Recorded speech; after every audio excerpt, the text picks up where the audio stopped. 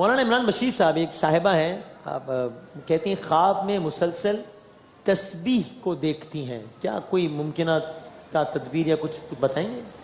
اس میں خواب کا علم ایک مستقل علم ہے، ہاں ظاہر ہے، اور اس میں ساری تفصیل دیکھنی پڑتی ہے کہ اس نے کس وقت خواب دیکھی ہے، کیا ہے۔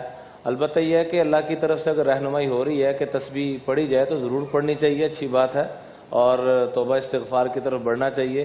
باقی اس کی تفصیل کیا ہے وہ سامنے ہے تو پھر معبرین سے جو اس کے ماہر ہیں ان سے پوچھنا چاہیے کیا تعبیر ہے۔ اس میں وقت کا بھی ہوتا ہے، بعض دفعہ گرمی سردی کا بھی فرق پڑ جاتا ہے۔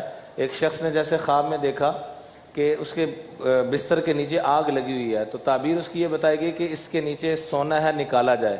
تو وہاں میری طرح کا ایک بندہ بیٹھا تھا، اس نے بھی دعا مانگنا شروع کر دیا، اللہ مجھے بھی آگ دکھا۔ تو 6 ماہ کے بعد اس کو بھی آگ دکھی جب، تو وہ بزرگوں کے پاس گیا، کہنے لگا اپنا گھر جلدی سے فارغ کرو، تمہارا چھت نیچے گرنے والا ہے۔ پوچھا یہ کیا؟ میں مانگ مانگ کے تھک گیا۔ فرمایا اس نے سردیوں میں خواب دیکھی تھی، سردی میں آگ کی تعبیر اور گرمی میں اور۔ میں سوال کروں، یہ ایک طریقہ کار رائج ہے ہمارے گھروں میں کہ بچہ ہے جس پر روزہ واجب نہیں ہوا ہے، اس کو ہم پریکٹس کروا دیں گے، چلو بیٹا تم 8 سے 12 بجے تک کا رکھ لو، چلو آج تو ماشاءاللہ 5 گھنٹے کا رکھ لیا بھائی، چلو 14 گھنٹے کا ہے تو تم 3 روزے رکھ لو 6 گھنٹے کی۔ اچھی پریکٹس ہے، ظاہر فقہی اعتبار سے تو روزہ نہیں ہوگا، لیکن یوں ایک اچھی پریکٹس ہے، اس کو ذرا فروغ دینا چاہیے اس کو۔ جی بالکل دینا چاہیے، اس سے بچوں کی ترغیب ہوتی ہے، اور بچہ ابھی عادت بڑھے گی تو آگے جا کے پورا بھی رکھنے والا بنے گا۔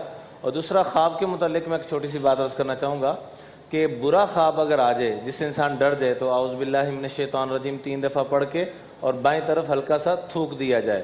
اور اچھا خواب آئے تو ہر ایک کسی سے شیئر نہ کیا جائے، بلکہ کسی عالم دین کو سمجھدار آدمی ہو، ان سے اس کی رہنمائی تعبیر لینی چاہیے، ہر بندے سے تعبیر نہیں لینی چاہیے۔